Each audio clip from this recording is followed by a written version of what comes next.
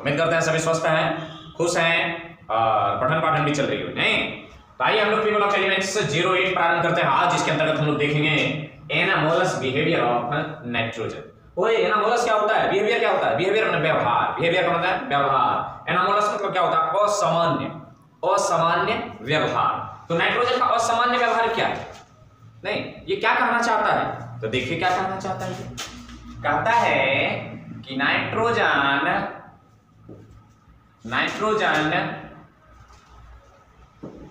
15th group के प्रथम सदस्य है, प्रथम सदस्य है जो इस ग्रुप के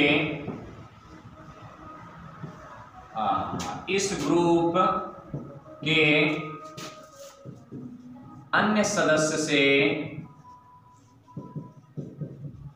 भिन्न होते हैं, जिसे नाइट्रोजन का असामान्य व्यवहार कहा जाता, जिसे नाइट्रोजन का असामान्य व्यवहार कहा जाता है। इसी असामान्य को एनामोलस व्यवहार को बिहेवियर कहते हैं। कहता है नाइट्रोजन निम्न गुणों के कारण इस वर्ग के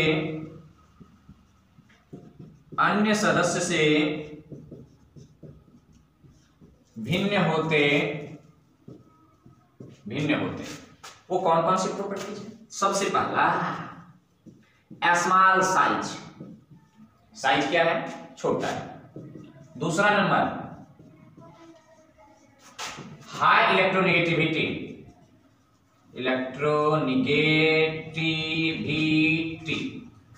तीसरा वो क्या है? High ionisation enthalpy. चौथा वो कारण क्या है?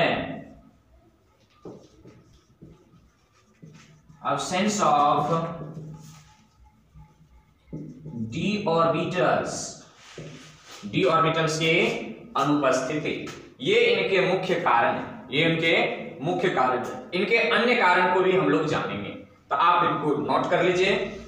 अन्य कारण को हम नंबर वाइज पहले लिख लेते हैं, फिर आपको समझाते हैं। नहीं, अच्छा रहेगा, वीडियो की लेंथ कम होगी। तो आप पहले इनको नोट करें, हम इनको इरेज करेंगे और फिर उन प्रॉपर्टीज को विथ एक्सप्लेनेशन लिखेंगे और आपको क्या कर देंगे? एक्सप्लेन भी कर देंगे। तो इसको पहले आप नोट करें। तो चलिए, ये कहता है कि 15th ग्रुप के अन्य सदस्यों से भिन्न नाइट्रोजन के कुछ महत्वपूर्ण गुण। नहीं, इनके प्रमुख 4 प्रॉपर्टी तो हम लोग देखे थे कि 4 गुणों के कारण अन्य सदस्य क्या होते हैं? भिन्न होते हैं। और इनके क्या क्या खासियत है, इन्हीं चारों पर आधारित। नहीं, तभी अपन यहाँ 9 नंबर तक लिखा है। नहीं, तो इसका आप स्क्रीनशॉट ले लें पहले, उसके बाद समझते हैं। हेडिंग क्या है कि 15वें वर्ग के अन्य सदस्यों से नाइट्रोजन के कुछ महत्वपूर्ण गुण जो भिन्न है हमसे। तो पहले आप स्क्रीनशॉट ले लें। कब? 1 2 3 4 5 6 7। चलिए, आइए एक एक करके गुणों का हम लोग व्याख्या देखते हैं। क्या कहता है? ये थोड़ा मीनिंग है, हो सकता है कहीं है कि नहीं तथा वगैरह वगैरह में थोड़ी मिस्टेक हो जाए, तो उनको अपने हिसाब से भी सुधार लेंगे। पहला नंबर कहता है कि नाइट्रोजन डायएटॉमिक मींस N2 गैस के रूप में रहते हैं, जबकि अन्य सदस्य टेट्रा एटॉमिक जैसे P4 AS4 Sb4 Bi4 solid के रूप में पाए जाते हैं। नाइट्रोजन गैस है जो डायटोमिक है, और इसी वर्ग के अन्य सदस्य phosphorus, arsenic, antimony, bismuth tetra atomic माने 4 परमाणुक अणु के रूप में होते हैं जो सॉलिड होते हैं। पहला अंतर। दूसरा कहता है नाइट्रोजन का केटेनेशन क्षमता मतलब श्रृंखला की क्षमता, श्रृंखलाबद्ध होने की क्षमता फास्फोरस से कम होता है। फास्फोरस 4 एटम आपस में जुड़े होते हैं और नाइट्रोजन अधिक से अधिक 3 एटम जोड़ सकते हैं। क्लियर? तीसरा गुण कहता है कि नाइट्रोजन एलिमेंटल स्टेट में माने अणु के रूप में या तत्व के रूप में इनर्ट माने अनरिएक्टिव, अभिक्रिया नहीं करता है। किसके रूप में? जैसे N2 किसी के साथ डाल देंगे ना तो ये अभिक्रिया नहीं करना चाहेगा, एलिमेंटल फॉर्म में ये अभिक्रिया करता ही नहीं, अतः ये इनर्ट होता है। क्या होता है? इनर्ट होता है। जबकि अन्य सदस्य phosphorus, arsenic, antimony, bismuth highly reactive होता है, मतलब उच्च क्रियाशील होते हैं, वायु में आया कि फटाक से रिएक्शन कर लिया। बात समझ में आ रही है? ये सब नाइट्रोजन वर्सेस इनके अन्य सदस्य की प्रॉपर्टीज है। गौर से सुने, 2-3 बार पढ़ लें या सुन लें, फिर इनको याद रखें। कहता है तीसरा नंबर देखें, चौथा कहता है कि नाइट्रोजन में डी ऑर्बिटल अब्सेंट होने के कारण, नाइट्रोजन में पहले बताएं कि डी ऑर्बिटल नहीं होता है, डी ऑर्बिटल अब्सेंट होने के कारण मैक्सिमम कोवैलेंसी मतलब बॉन्डिंग बनाने की क्षमता 4 होता है, जबकि अन्य सदस्य का मैक्सिमम कोवैलेंसी 5 से 6 तक होता है, क्योंकि उसमें डी ऑर्बिटल होता है, वो एक्सपेंड कर सकता है, वो एक्साइटेड स्टेट में जा सकता है, पर नाइट्रोजन आपके पास डी ऑर्बिटल है ही नहीं, अतः ये एक्साइटेड स्टेट में नहीं जा सकता। जब एक्साइटेड स्टेट में नहीं जाएगा तो 3 वैलेंसी और 1 लोन पेयर, तो 4 बॉन्ड ही एक बॉन्डिंग बना सकता है, जबकि ये 5-6 बॉन्डिंग तक बनाता है। तो मैक्सिमम कोवैलेंसी 5 से 6 तक होता है। 5वां नंबर कहता है नाइट्रोजन में डी ऑर्बिटल अब्सेंट के कारण, वही डी ऑर्बिटल की बात हो रही है, डी ऑर्बिटल अब्सेंट के कारण डी पाई या यहां से कुछ प्रॉपर्टीज, यहां से या P pi D pi overlapping नहीं होता है। आप ओवरलैपिंग या हाइब्रिडाइजेशन पढ़े होंगे 11th क्लास में, केमिकल बॉन्डिंग, तो वहां पर ओवरलैपिंग होते हैं, SS overlapping, SP overlapping, PP overlapping, SP PD overlapping, PY overlapping, PX overlapping, PY overlapping, ढेर सारे टाइप्स के ओवरलैपिंग होते हैं। जो P pi D pi overlapping या फिर डी पाई ओवरलैपिंग नहीं करता है, क्योंकि इसमें डी ऑर्बिटल होता ही नहीं। ये 5वां नंबर देखें। अब देखिए यहां पर 6वां नंबर क्या कहता है, नाइट्रोजन के small size and highly electronegativity के कारण, नाइट्रोजन के छोटा आकार और उच्च विद्युत ऋणात्मकता के कारण try negative TRINEGATIV try negative ions माने N पर 3- ट्राई नेगेटिव आयंस बनाता, किसकी वजह से? Small size and high electronegativity के कारण। जबकि फास्फोरस में यह टेंडेंसी कम, फास्फोरस में ये कम होता है कि वो ट्राई नेगेटिव कम बनाता है, बहुत कम फास्फोरस में यह टेंडेंसी कम, तथा अन्य में अब्सेंट होता है। अन्य तो ट्राई नेगेटिव बनाता ही नहीं है, फास्फोरस थोड़ा कम बनाता है, आधा कदा बिरले बनाता है, जबकि नाइट्रोजन आसानी से बना लेते हैं। और नाइट्रोजन और फास्फोरस को छोड़ दिया, जैसे आर्सेनिक, एंटीमनी और बिस्मथ, ये तो बनाता ही नहीं है। क्या नहीं बनाता है? Tri negative ion. 7वां नंबर कहता है कि नाइट्रोजन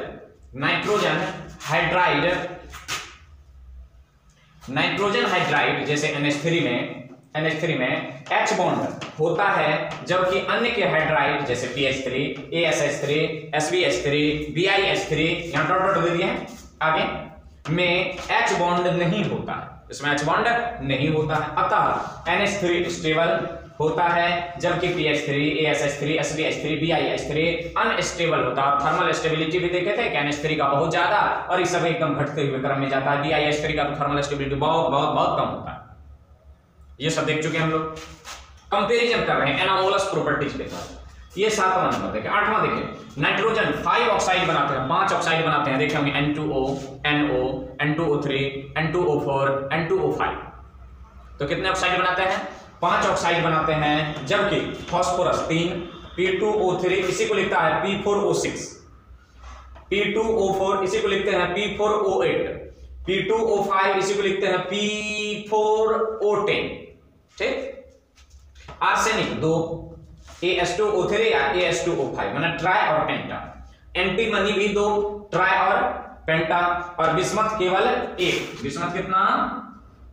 1, Bi2O3 इसी को लिखते हैं Bi4O6 माने ये क्या कहते हैं मूलानुपाती सूत्र में बनाता है।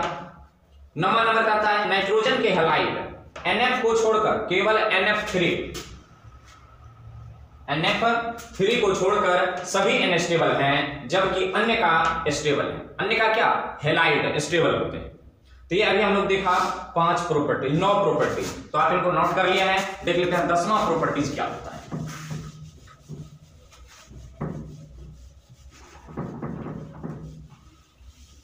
10वां गुण है, कहता है कि नाइट्रोजन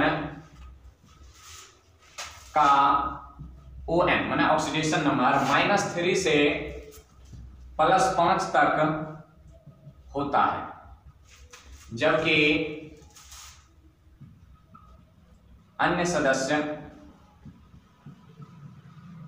का ON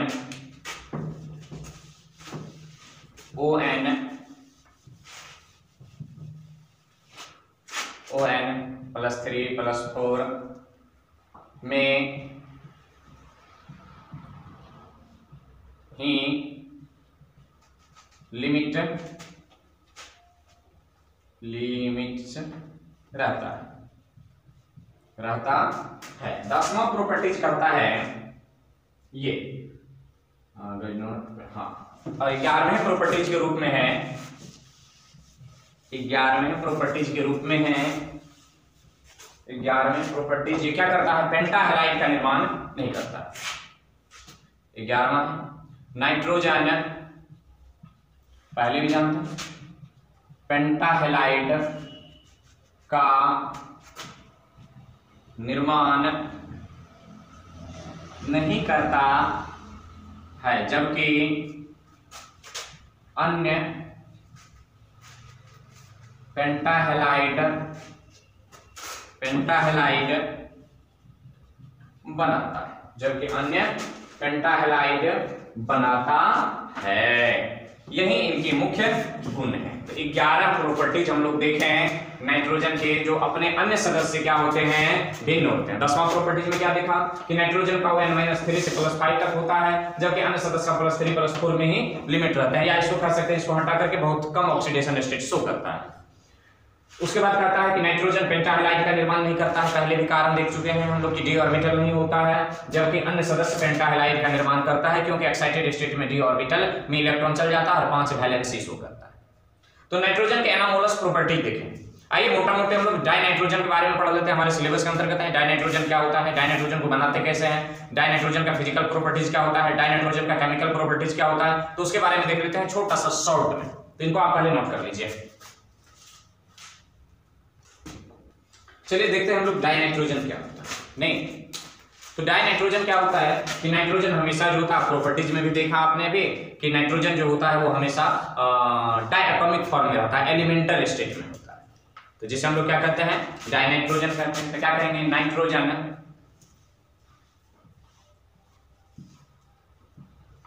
प्रकृति में डायटोमिक या एलिमेंटल स्टेट में रहता है, जिसे डाइनाइट्रोजन कहते हैं। जिसे क्या कहते हैं, डाइनाइट्रोजन कहते हैं। आप सोर्स में देखा होगा, इसके सोर्स की यदि बात करें तो सोर्स एयर जो है इसका प्रमुख सोर्स है। एयर में कितना प्रतिशत, 78% N2 होता है, 78% N2 होता है एयर का। यदि कंपोजिशन देखें तो 78% नाइट्रोजन होता है सबसे ज्यादा।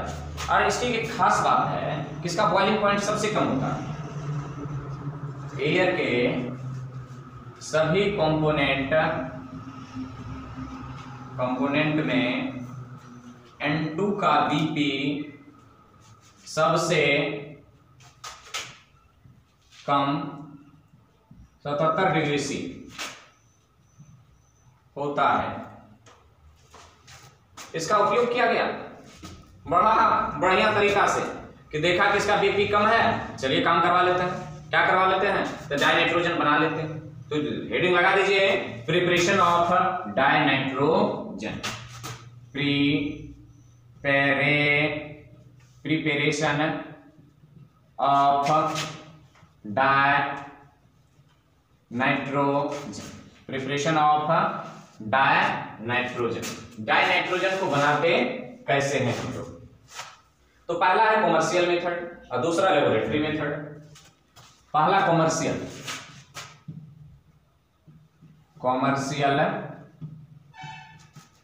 मेथड नहीं, कहता है व्यापारिक दृष्टिकोण से, कमर्शियल मेथड, व्यापारिक दृष्टिकोण से N2 का उत्पादन कैसे करेंगे?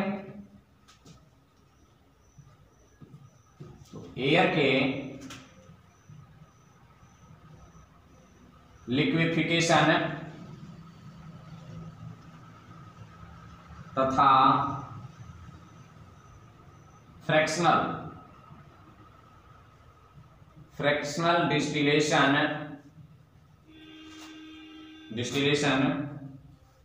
से किया जाता है। अब ये फ्रिक्शनल डिस्टिलेशन क्या होता है? इसको कहते हैं प्रभाजी आसवन। क्या कहते हैं? फ्रिक्शनल डिस्टिलेशन का मैंने प्रभाजी आसवन। होता क्या है?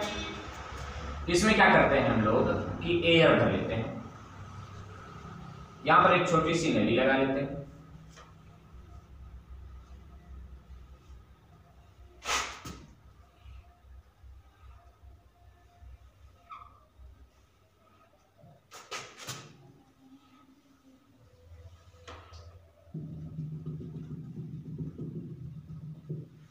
इसमें क्या करते हैं? आइस भर देते हैं, आइस में एयर रखते हैं,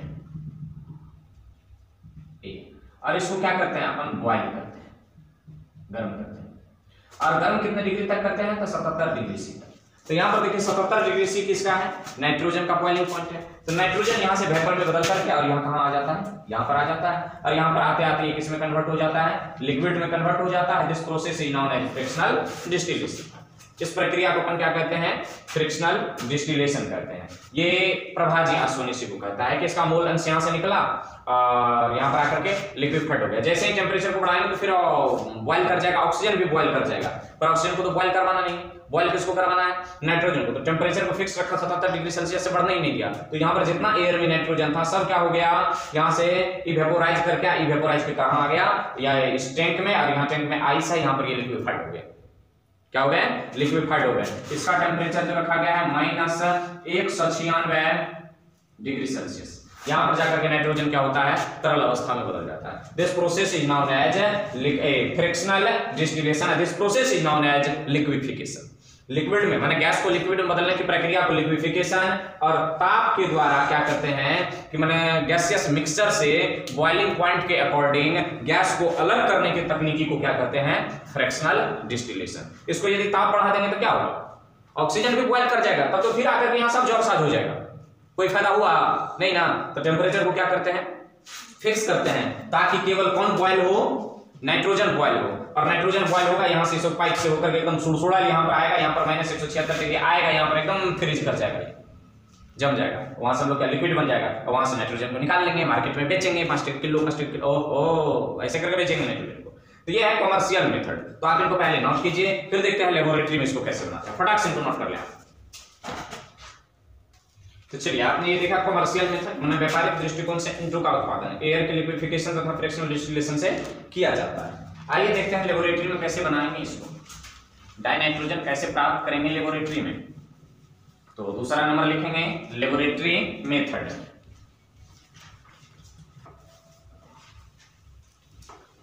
दूसरा नंबर चलेगा लेबोरेटरी, कौन सी? Third method, laboratory method. कहता क्या है? प्रयोगशाला। कौन शाला? छोटका पड़का जो वो नहीं, प्रयोगशाला। प्रयोगशाला में अमोनियम क्लोराइड को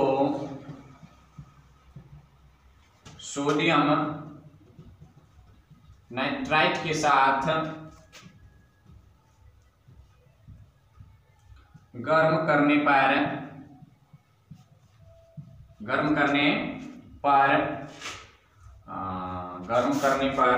अमोनियम नाइट्राइट प्राप्त होता है। दूसरा लें तो कैसे प्राप्त होता है, तो यहाँ पर देखिए ammonium chloride NH4Cl plus NaNO3 NaNO2 चाहिए, नाइट्राइट है NaNO2 नाइट्रेट नहीं नाइट्राइट, तो ये बना देता है NH4NO2 प्लस NaC बन गया। अमोनियम नाइट्रेट को दूसरा लिखा जाता है अमोनियम नाइट्राइट को गर्म करने पर अमोनियम नाइट्राइट को गर्म करने पर डाई नाइट्रोजन प्राप्त होता है। तो किसको गर्म करेंगे, NH4NO2 बन जाएगा N2 प्लस H2 4 यही है अपना डायनाइट्रोजन। क्या इसी को गर्म करने से होता है? जी नहीं, बाइनरी कंपाउंड को भी गर्म किया जाता है इत्यादि। तो उतना लिखने से अपन को कोई बेनिफिट नहीं है। एक लेबोरेटरी मेथड और एक कमर्शियल मेथड, जिसमें आपने कमर्शियल मेथड छाप लिए होंगे, इसको मिटा करके हम फिजिकल प्रॉपर्टीज लिखते हैं, तब तक में आप इनको नोट करें।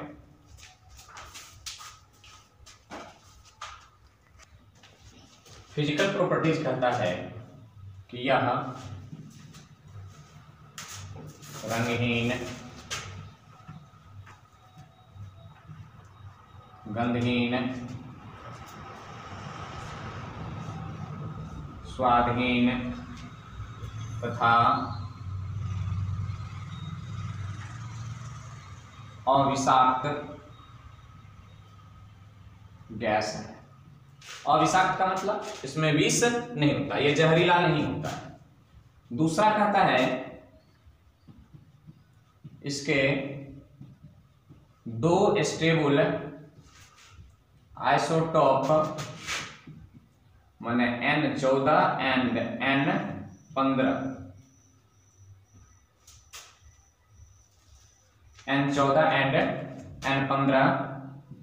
है। तीसरा कहता है यह वाटर में कम सॉल्युबल माने कितना 23 ml लगभग पर लीटर कम सॉल्युबल है। चौथा कहता है इसका फ्रीजिंग पॉइंट 63 डिग्री सी या केल्विन देख लेते हैं, तो डिग्री सेल्सियस 63 केल्विन 77 केल्विन। यहां पर जो सभी लिखे थे 77 डिग्री सेल्सियस वो केल्विन होगा, केल्विन फ्रीजिंग पॉइंट 63 केल्विन तथा बॉइलिंग पॉइंट 77 केल्विन होता है।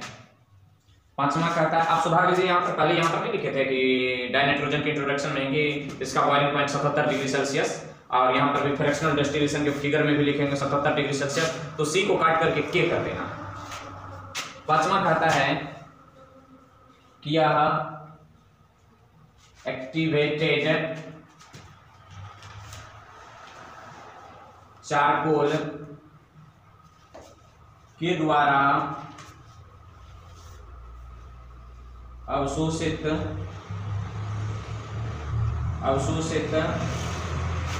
हो जाता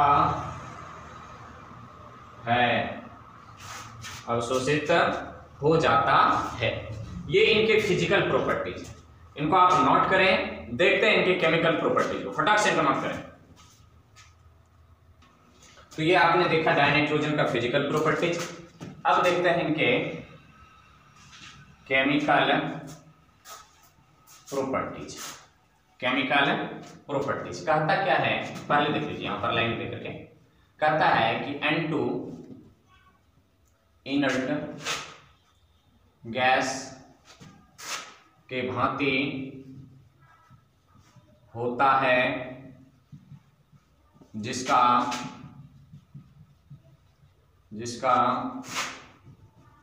bond dissociation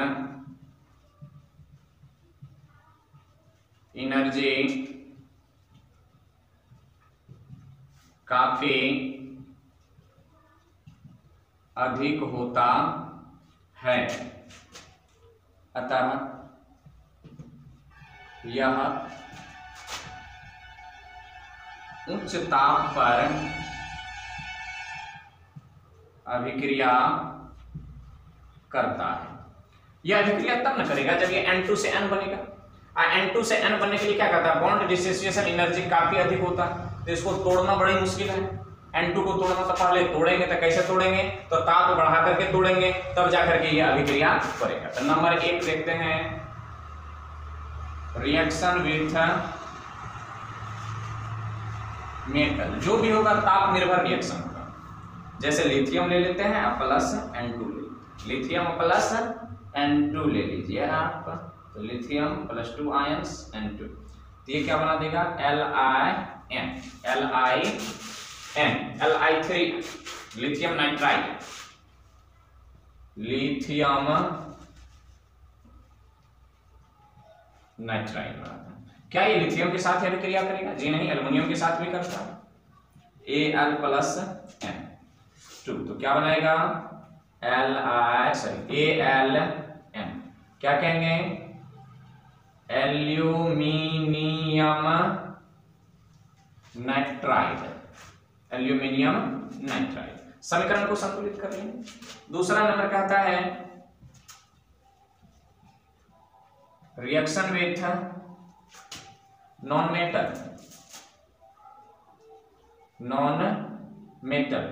reaction with non metal, N2 plus H2, ताप दीजिए और Pt का प्लेट ले लीजिए और बना लिया अमोनिया। ये भी गैस है, ये भी गैस है, और ये भी क्या है, गैस है। जानकारी भी दे रहे, वैसे नहीं भी देंगे तो चलेगा। वैसे ये गैस है, ये सॉलिड है, ये सॉलिड। तो नॉन मेटल के साथ अभिक्रिया करके अमोनिया बनाया। फिजिकल प्रॉपर्टीज को डिलीट मारे और आगे लिखते हैं, ऑक्सीजन के साथ, नाइट्रोजन ऑक्सीजन के साथ प्रतिक्रिया कर 5 प्रकार के ऑक्साइड बना सकते हैं। कितने प्रकार के, 5 प्रकार के। तो नॉन मेटल के साथ और एक आध रिएक्शन देख लेते हैं, जैसे हैलाइड वगैरह का प्रॉपर्टीज में भी आपने देखा। अगला रिएक्शन देख लेते हैं नॉन मेटल का ही, N2 प्लस F2 तो बना देगा NF3। कहता है HIGH हाईली स्टेबल, जल में घुलता भी ये नहीं है, पहले भी लिखे थे, हाईली स्टेबल। तीसरा नंबर कहता है रिएक्शन विथ ऑक्सीजन, ऑक्सीजन से प्रतिक्रिया करता है, तो कहेंगे हाँ प्रतिक्रिया करता है। यहां पर सब पर डेल देना, बिना ताप का यह अभिक्रिया नहीं करेगा, ऊपर में लिखल है। तो यहाँ पर N2 प्लस O2, ताप दीजिए, बना देता है NO। वैसे ढेर सारे ऑक्साइड बनाएगा, N2O, N2O3, N2O4, N2O5, ये सब बनाता है। चौथा नंबर कहता है, चौथा number reaction with calcium carbide,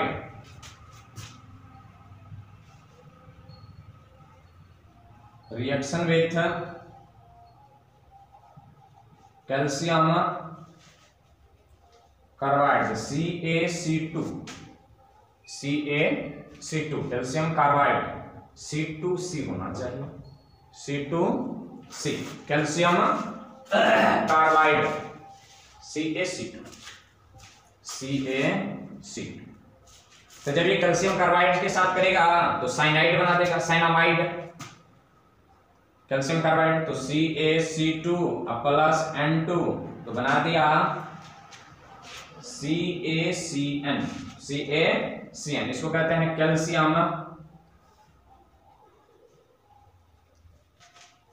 cyanamide, calcium cyanamide, calcium cyanamide CaCN2, calcium cyanamide. जब कैल्शियम साइनामाइड को गर्म करते हैं जल के साथ तो क्या मिलता है, इसको पहले आप नोट कर लीजिए, देख लेते हैं अगला नंबर, फटाक से नोट करें। चलिए देखिए, कहता है कि कैल्शियम साइनामाइड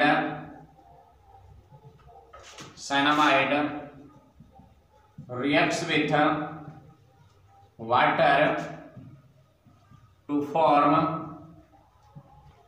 अमोनिया। यहां पर VBI मार्का लगाएंगे। पूछता है क्या होता है जब, पूछता है भारत नहीं, पूछता है क्या होता है जब कैल्शियम साइनामाइड को जल के साथ प्रतिक्रिया करवाते हैं तो क्या बनता है, अमोनिया बनता है। देखिए CaCN2 प्लस H2O बना देगा NH3 प्लस CaCO3, बस समीकरण को क्या कर लेंगे, संतुलित कर लेंगे आप खुद, यही है अमोनिया। तो इनके देखें हम लोग 5 केमिकल प्रॉपर्टीज और 5 फिजिकल प्रॉपर्टीज। आप इनको नोट करें, हम इनको इरेज करके इनका उपयोग लिखते हैं, फटाक से इनको नोट करें। तो चलिए यहां पर देख लेते हैं हम लोग यूज पहले, नहीं यूज है, कहता है कि अमोनिया बनाने में, कैल्शियम साइनाइड बनाने में, नहीं अमोनिया का निर्माण नाइट्रोजन से। अभी आपने देखा कि कैल्शियम साइनाइड को जल में घोला तो क्या बन गया, अमोनिया बन गया। तो कैल्शियम साइनाइड बनाने में, आयरन स्टील उद्योग में निष्क्रिय वातावरण तैयार करने में। अब जैसे आयरन और स्टील जहां बनाए जाते हैं तो वहां पर क्या होता है, आयरन एक्टिव एलिमेंट है जो मॉइस्चर के साथ अभिक्रिया कर सकता है, तो वहां से नमी को हटाने के लिए किसको छोड़ा जाता है, नाइट्रोजन गैस को छोड़ा जाता है ताकि निष्क्रिय वातावरण बन सके।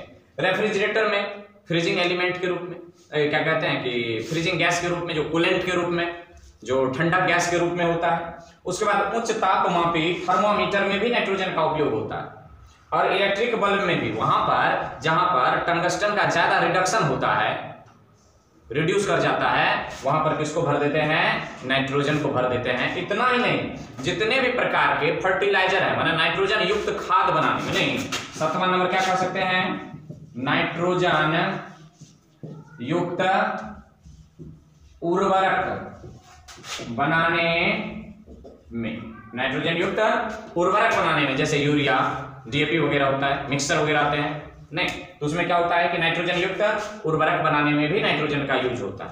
आइए अंतिम लाइन देख लेते हैं, एक्टिव नाइट्रोजन क्या होता है, नहीं एक्टिव नाइट्रोजन, सक्रिय नाइट्रोजन किसे कहते हैं, तो सिंगल एटॉमिक नाइट्रोजन, मतलब सिंगल एटॉमिक नाइट्रोजन को एक्टिव नाइट्रोजन कहते हैं। वैसे नाइट्रोजन डायटॉमिक फॉर्म में पाए जाते हैं, पर सिंगल एटॉमिक नाइट्रोजन को क्या कहते हैं अपन, एक्टिव नाइट्रोजन कहते हैं। एक्टिव नाइट्रोजन का निर्माण डाई नाइट्रोजन से इलेक्ट्रिक स्पार्किंग से होता है, माने इलेक्ट्रिक जब शॉर्ट सर्किट लगाते हैं तब कौन बनता है, एक्टिव नाइट्रोजन। तो वातावरण में जो एटमॉस्फेरिक का नाइट्रोजन का अस्थिकरण होता है इसी इलेक्ट्रिक स्पार्किंग के कारण। थोड़ा सा जान लीजिए, पहले इसको देख लेते हैं कि N2 है, इलेक्ट्रिक स्पार्क हुआ, ये 2N में बदल गया, 2N क्या है, हाईली रिएक्टिव होता है। जब आप देखते हैं कि तड़ित होता है या बिजली का चमकना होता है तो हमारे वायुमंडल में नाइट्रोजन गैस है किसके रूप में, N2 के रूप में। तो जब वायुमंडल में नाइट्रोजन की क्या कहते हैं, इलेक्ट्रिक स्पार्किंग होता है तो उच्च ताप वहां पर उत्पन्न होता है।